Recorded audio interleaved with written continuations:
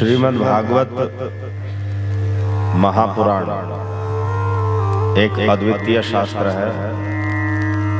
असमोर्ध्व इसकी महिमा है।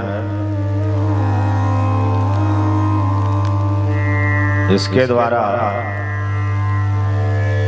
वैकुंठ की प्राप्ति, गोलोक धाम में प्रवेश कैसे होता है, ये कल की कथा में वर्णन किया। गोकर्ण की कथा के द्वारा धुंधोकारी प्रेत वैकुंठ को प्राप्त हो गया। उसके गांव वाले सभी वैकुंठ को प्राप्त हो गए। गोकर्ण जी गोलोक को चले गए और यहाँ तक कि श्री कृष्ण की 16,000 रानियां श्रीमद् भागवत मास पारायण के द्वारा गोलोक धाम में, कृष्ण लोक में, द्वारिका में प्रविष्ट हो गए, नित्य लीला प्रवेश कर गए। तो ये नित्य लीला प्रवेश भागवत की परमोच्च महिमा है, सबसे ऊपर की महिमा है। नित्य लीला प्रवेश तभी संभव है जब कृष्ण प्रेम की प्राप्ति हो, अर्थात ये पहले कृष्ण प्रेम प्रदान करता है भागवत और फिर नित्य लीला में प्रवेश करा देता है। उसके नीचे ये वैकुंठ की प्राप्ति भी करा देता है और उसके नीचे जिसको जो चाहिए वो सब तो दे ही देता है। ऐसा कुछ भी इस सृष्टि में नहीं जो भागवत के द्वारा प्राप्त ना हो सके। और केवल पूरे भागवत की नहीं, भागवत के एक एक श्लोक की महिमा है। उद्धव जी ने बताई, श्रीमद् भागवतम यत्र श्लोकम श्लोकार्धमेव च तत्रापि भगवान कृष्णो वल्लभीभिर्विराजते। श्रीमद् भागवतम यत्र श्लोकम श्लोक अर्धमेव च तत्रापि भगवान कृष्णो वल्लभीभिर्विराजते।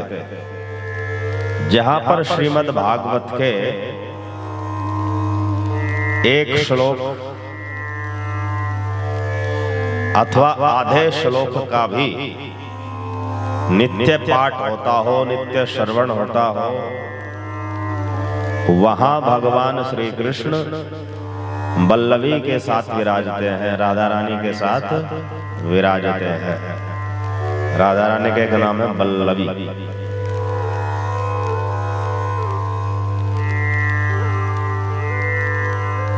भले ही कोई पाठक या श्रोता राधा कृष्ण का अनुभव न कर पाए कि यहाँ राधा कृष्ण है कि नहीं, किंतु अगर कोई नित्य भागवत का एक श्लोक अथवा आधा श्लोक भी पाठ करेगा या सुनेगा, जो पढ़ नहीं सकते वो सुन सकते हैं, तो वहां तत्रापि भगवान कृष्णो वल्लभीभिर्विराजते। तत्रापि भगवान कृष्णो, वहां पर भगवान श्री कृष्ण वल्लभी के साथ, राधा रानी के साथ विराजते हैं। तो जहां राधा कृष्ण है वहां किस चीज की कमी है? अर्थात भागवत से सब कुछ प्राप्त हो सकता है। तो श्रद्धा का अनुपात, शरणागति का अनुपात, एकाग्रता का अनुपात यह निर्धारित करेगा कि वो फल देर से मिलेगा या शीघ्रता से मिलेगा। जिसको जो चाहिए वो भागवत से मिल सकता है। भारते मानवम जन्म प्राप्य भागवतम नयहि श्रुतम पाप पराधीनैरात्मघातस्तु तैः कृतः। भारते मानवम जन्म, जिसने भारतवर्ष में मानव का जन्म लिया, प्राप्य भागवतम नयहि, और मानव का जन्म लेकर के भी भारतवर्ष में वह भागवत नहीं सुनता,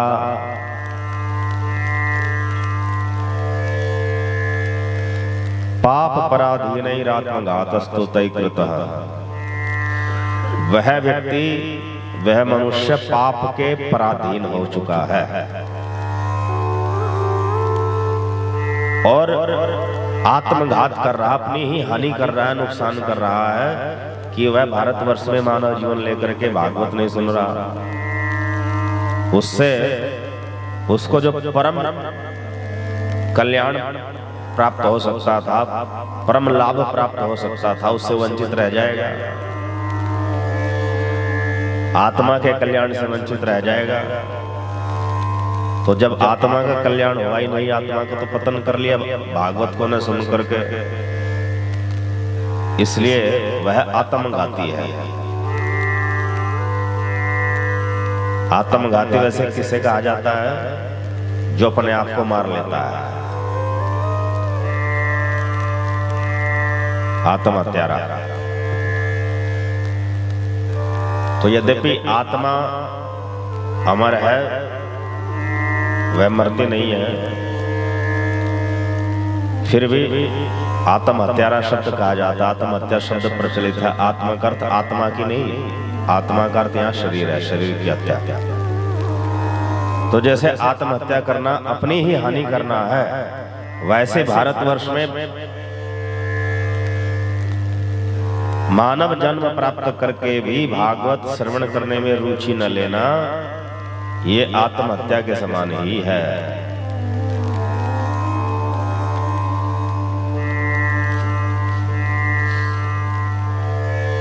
श्रीमद्भागवतम शास्त्रम नित्यम यही परिसेवितम पितुर्मातुश्च भार्यायाः कुलपंक्ति सुतारिता। श्रीमद्भागवतम शास्त्रम नित्यम यही परिसेवितम, जो सदा श्रीमद् भागवत शास्त्र की सेवा करते हैं।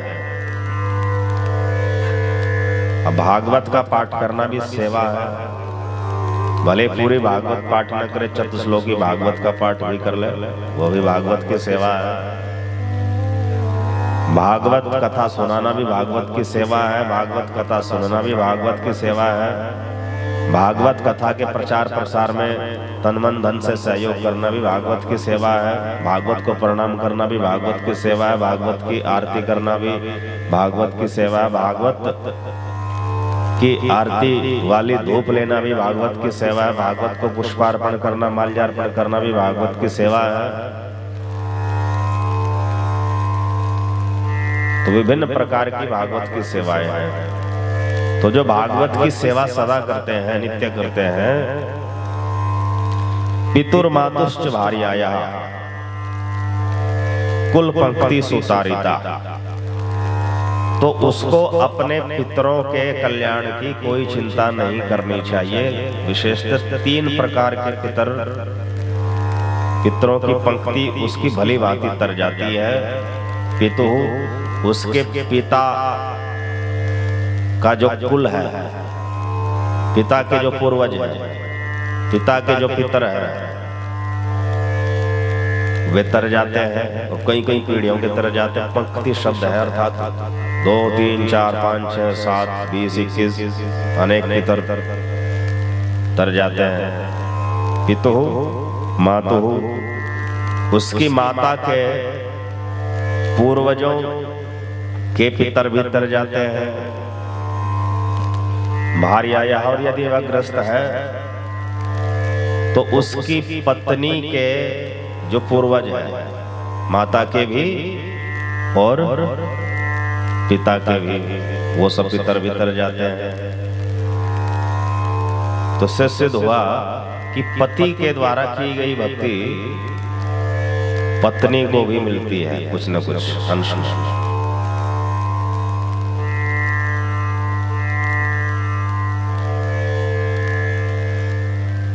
पत्नी के द्वारा की गई पति को नहीं मिलती।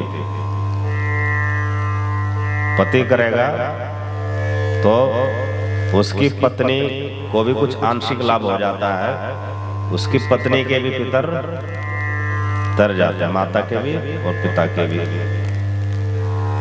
पत्नी की माता के भी और पत्नी के पिता के भी पूर्वज तर जाते हैं।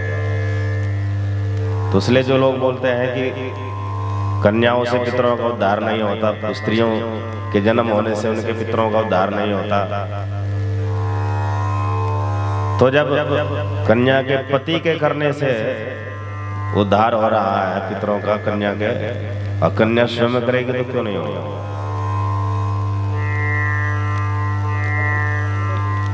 हरे कृष्ण कृष्ण कृष्ण हरे हरे, हरे राम राम राम हरे हरे।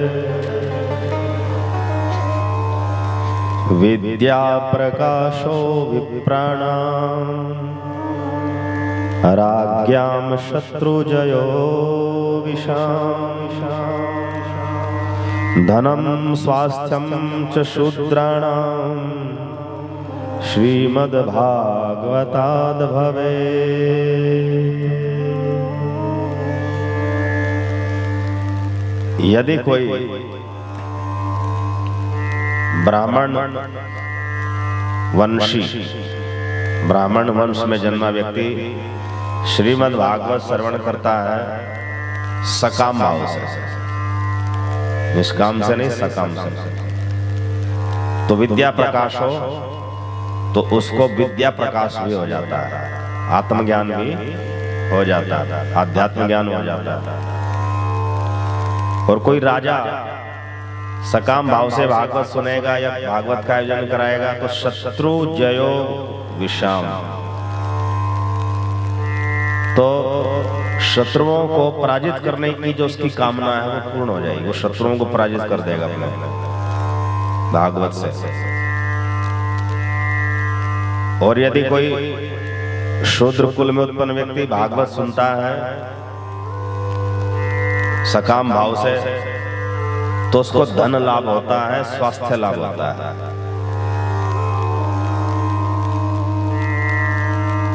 और निष्काम भाव से सुनेंगे तो सब वैष्णव बन जाएंगे, और वैष्णव बन जाएंगे तो भगवत प्राप्ति कर लेंगे, मानव जीवन का लक्ष्य प्राप्त कर लेंगे। अनेक जन्म संसिद्धः श्रीमद्भागवतं लभेत, प्रकाशो भगवद भक्ते रुद्भवस्तत्र जायते। किंतु श्रीमद् भागवत श्रवण करने के लिए मिलना अथवा श्रीमद् भागवत में रुचि जागृत होना ये एक जन्म के फलस्वरूप नहीं संभव हो सकता, अनेक जन्म संसिद्ध, जिसने अनेक जन्मों तक निष्काम कर्म किए हो, अनेक जन्मों तक भगवान की प्रसन्नता के लिए कर्मार्पण किया हो, कर्मयोग किया हो,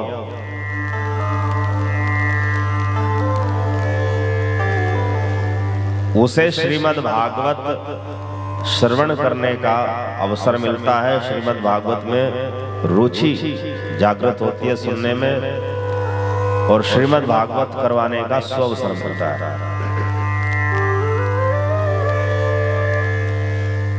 तो ऐसा व्यक्ति जब श्रीमद् भागवत सुनता है, जिसकी श्रीमद् भागवत में रुचि है, तो प्रकाशो भगवतः, प्रकाशो भगवद भक्ते है उद्भवस्तत्र जायते। भगवद भक्ति का प्रकाश उसके हृदय में जागृत हो जाता है, अर्थात पहले उसको साधन भक्ति प्राप्त होती है,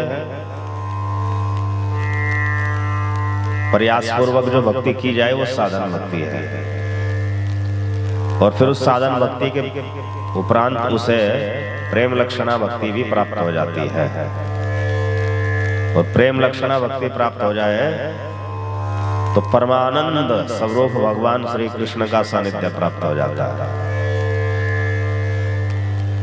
तो तो श्रीमद् भागवत से सब कुछ प्राप्त हो सकता है। ऐसा कोई भी इस संसार में पदार्थ नहीं जो श्रीमद् भागवत के श्रवण से प्राप्त न हो सके, श्रीमद् भागवत के पठन से प्राप्त न हो सके।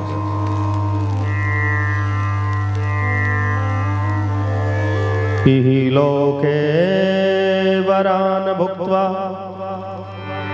भोगान वै मनसेप्सितान्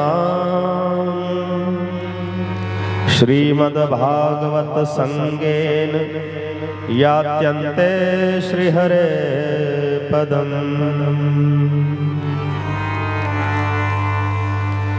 इहि लोके वरान भुक्त्वा भोगान वै मनसेप्सितान्।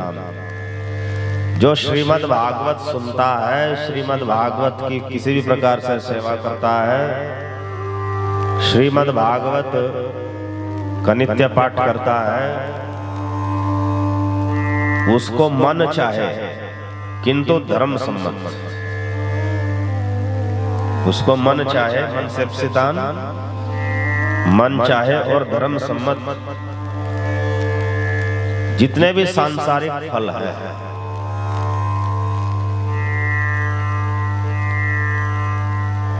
वो सब उसको प्राप्त होते हैं। जीवित रहते तो संसार के सब सुख भोग मिलते हैं और मृत्यु के उपरांत श्री हरे पदम, श्री हरे पदम, श्री राधा कृष्ण के परम धाम की प्राप्ति होती है। श्री भागवत संगेन यात्यन्ते श्री हरे पदम। भागवत के सानिध्य से, भागवत की कृपा से, अर्थात भागवत व्यक्ति के संग में, भागवत सुनने से, भागवत संगेन शब्द आया है। तो भागवत दो प्रकार के हैं, एक भक्त भागवत और एक ग्रंथ भागवत। तो जो ग्रंथ भागवत है तो साक्षात श्री कृष्ण स्वरूप है ही, और जो ग्रंथ भागवत के सिद्धांतों को अपने जीवन में उतार चुका है, ग्रंथ भागवत के सिद्धांतों से परिचित है, अर्थात जो अनन्य निष्काम अप्रतिहत भाव वाली शुद्ध भक्ति करता है कृष्ण की, उसे कहते हैं भागवत पुरुष, भागवत व्यक्ति। वो स्त्री भी हो सकती है, पुरुष भी, भागवत व्यक्ति। तो एक ग्रंथ भागवत, एक भक्त भागवत। तो भक्त भागवत के सानिध्य में ग्रंथ भागवत की सेवा करने वाला, भक्त भागवत के मार्गदर्शन में ग्रंथ भागवत की सेवा करने वाला व्यक्ति जब तक जिएगा संसार के सब प्रकार के भोग सुख प्राप्त करेगा और मरने के बाद श्री राधा कृष्ण के परम धाम चला जाएगा।